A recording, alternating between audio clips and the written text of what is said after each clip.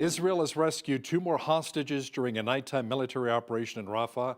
The two, Noberto Har and Fernando Marman, were said to be held in the southern Gaza City before they were freed during a special forces operation. Now, to chat about this in more detail is our foreign affairs expert, Lisa Daftari from the Foreign Desk, who joins us once again from Los Angeles. Lisa, both men were reportedly kidnapped on October the 7th from kibbutz near Yitzhak. Yeah, they've been there from the very beginning. These two were also featured in one of the Hamas propaganda videos, along with a third. These three being some of the most senior of the hostages.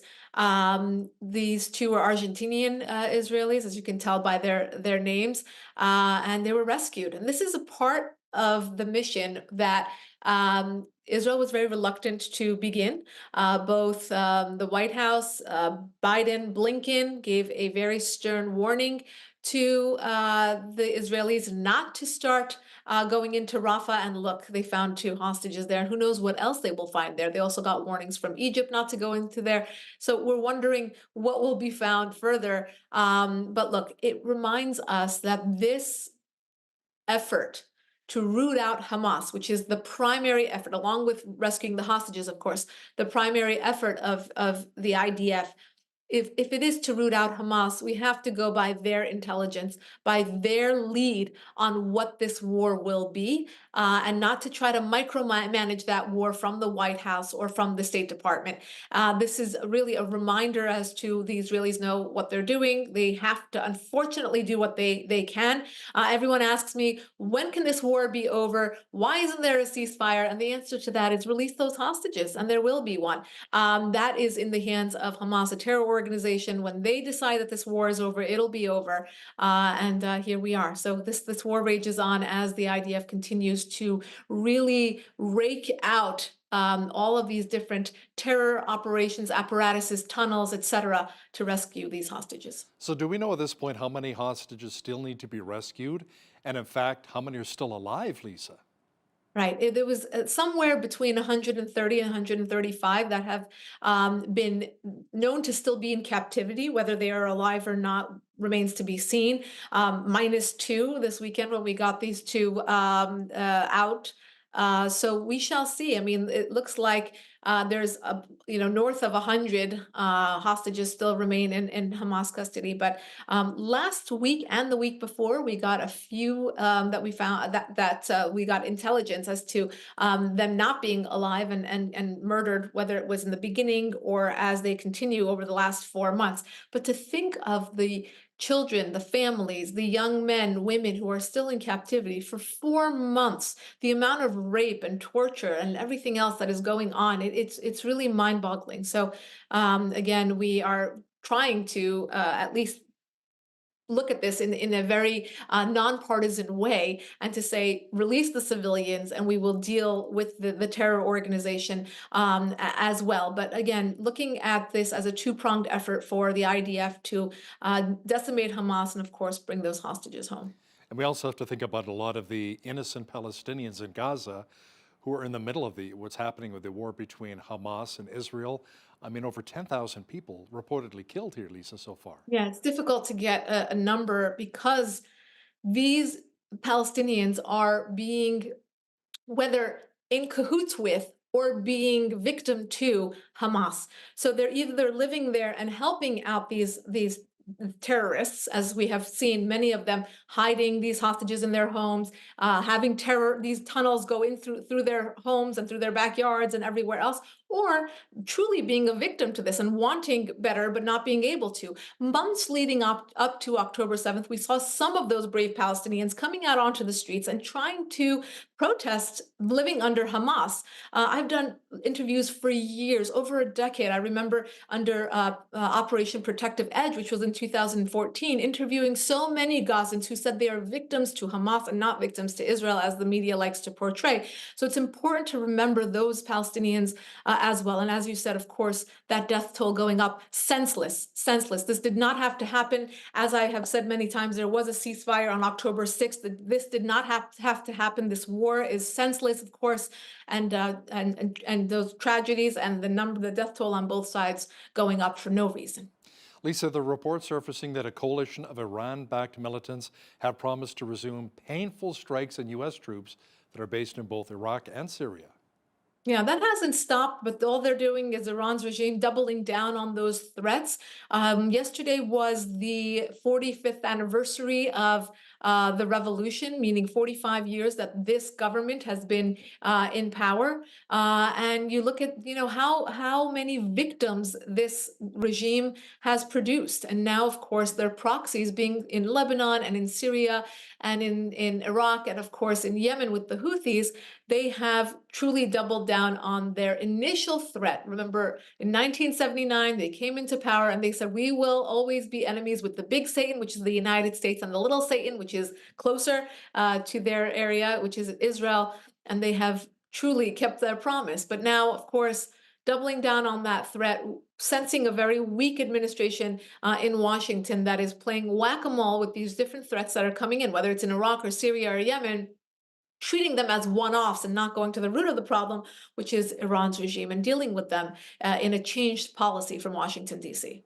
According to the Israel Defense Forces, a Hamas tunnel network was recently discovered under a UN agency in Gaza that fired staffers over alleged terror links, 11 or 12 staffers. Now, Lisa, the tunnels featured computer servers, electrical rooms, and various living spaces. Yes, and this UN organization, UNRWA, if you recall, the United States and many others withdrew their aid from UNRWA recently after finding out that more than a dozen of their employees were not that they just knew about what was going on October 7th, but they were actually part of the plan, meaning they were considered members of Hamas. That is going now deeper as we're finding more evidence that there was an actual system, Hamas headquarters underneath their offices. And of course, the leadership at UNRWA is denying any knowledge of this, and I think that's pretty impossible. But this again goes to show how intertwined, how involved these individuals were, whether it's members of the media, as we saw, that were involved in October 7th, now members of UNRWA and beyond. So it is up to the UN to stop awarding these organizations funding, stop rewarding the Iran regime, stop giving them a platform, and to really root out terrorism. There's only two sides here. You're either pro-terror or you're anti-terror. There's no nuance here. And to think that all this taxpayer money from the West went over to this terror organization that actually had Hamas headquarters in its basement, literally its basement. So very important as we find out these details that we truly, again, change our policy and our views towards these organizations. There should be aid going to the Palestinians, but we have to find a way that it is truly getting to them and not into the hands of terrorists. According to a recent watchdog report that was actually released on Friday, Lisa, the escalation in Iran-backed militant attacks on U.S. and coalition bases in the Middle East has apparently really hamstrung the Pentagon's task of suppressing Islamic State activity in the region. Yeah, of course. Doesn't that make perfect sense? Of course, this report came out to say, because we are being attacked by so many, we cannot perform our task. And the reason we are there is to suppress ISIS. And oh, look at this. Now we have a new threat, Iran's regime, which basically eclipses this effort to diminish ISIS. And let me say just one thing. The West thinks of ISIS as the biggest boogeyman in terrorism news. That's not true. When you look at ISIS, the sheer number of ISIS militants at its peak, 40, 50,000, look at Iran's regime. You have an entire country. It's a system. It's a government. Look at the budget that they now have. After we loosened the sanctions, they were able to sell 60 to 90 billion dollars of oil sales to just China, sell weapons, produce and sell weapons to Russia, find all these different bedfellows, supporting all these different proxy wars. And now, the Pentagon puts out this report that, oh, now we can't fight ISIS. Well, let's put ISIS on the back burner and focus on the real terror threat, both in the region and expanding further, which is Iran's regime. Yeah, who's been funding a lot of the terrorist activities. Exactly. Lisa, speaking of Iran, his foreign minister says Iran and the United States have exchanged messages throughout Israel's 4-month war with Hamas in Gaza, including discussions about the Lebanese terrorist group Hezbollah. Yeah, well, I don't think Tehran got any messages asking them to scale back on this war. We heard from President Biden also. He said something like, "quote, Iran got the message." The only message that Iran has gotten, the regime in Iran has gotten over the last 3 years, is that this administration, the Biden administration, is after appeasement. They're after a handshake. They're after another nuclear deal. They are not being threatened, or nor will they ever believe any words that are threatening from this administration, because of the way that they perceive U.S. policy towards them, and they are actually very justified in perceiving it that way. It will be very hard to start deterring Iran's regime from the battlefield, from these one-off attacks, and responding to the Houthis or the insurgencies in Iraq or Syria, or to threaten them about their funding of Hezbollah in Lebanon, or their continued funding of Hamas in what led up to the October 7th attacks. So what do we do now? How does this administration get taken seriously by Iran's regime? And you'll have to first convince me that they actually want to be taken seriously by Iran's regime. I have not seen anything been put into place, any sort of policy put into place, where I would believe that Washington actually wants to curb Iran's regime and not further empower them, or normalize relations with them, etc. This administration took the Houthis off the terror list in their first months of being in office. They took sanctions off of Iran's regime. They continue to allow Iran's regime all of this free play. And so when we see Tehran double down, this is why. Lisa, Iran has asked FIFA to completely suspend Israel from all soccer events over the war in Gaza. Now, the request is also calling for serious measures by soccer associations to prevent continuation of Israeli crimes and provide food, water, and medical assistance to the innocent people in Gaza. Right. So exactly. Why not push this further? We have seen so far a few different examples where athletes from different countries have refused to compete against Israelis, whether it's a team, whether it's an individual, etc. This is actually Iran's regime, a government, going to FIFA and saying, "Don't let the Israelis into the league at all." Why not, right? Look at the Iran's regime, how it is being honored and given different platitudes at the United Nations, how they're allowed to march into New York City every year. They are, many of their leaders and their families live in Canada, live in the United States freely without any sanction. They go to the best universities in both of our countries, as we know. Why not now double down and say, you know what, we don't want Israel anywhere. We don't want them in FIFA. We don't want them at the UN. We don't want them in different leagues or different organizations or different acronymed political organizations, etc. Again, Iran's flexing. It only demonstrates one thing. They've been empowered to the point where they now want to call the shots. And here's one example. They want to control even soccer. U.S. President Joe Biden sent some of his White House aides to Michigan recently to meet with Arab, American, and Muslim community leaders, Lisa, one of whom expressed public support for the terrorist group Hezbollah. What was the purpose of the meeting? Yeah, this meeting was basically to assuage different organizations that are basically advocating for Arab Americans in Michigan. Michigan, as you know, is a swing state. Obviously, this is a very important territory for the Biden administration. So they send someone over to those states, and we have audio recordings that were actually obtained by the New York Times. That basically you hear this guy saying that he doesn't agree with what President Biden has done in supporting Israel, that he doesn't agree that there isn't more action towards a two-state solution. And basically supports, the idea that, we should give more support to Hamas and Hezbollah in all of this.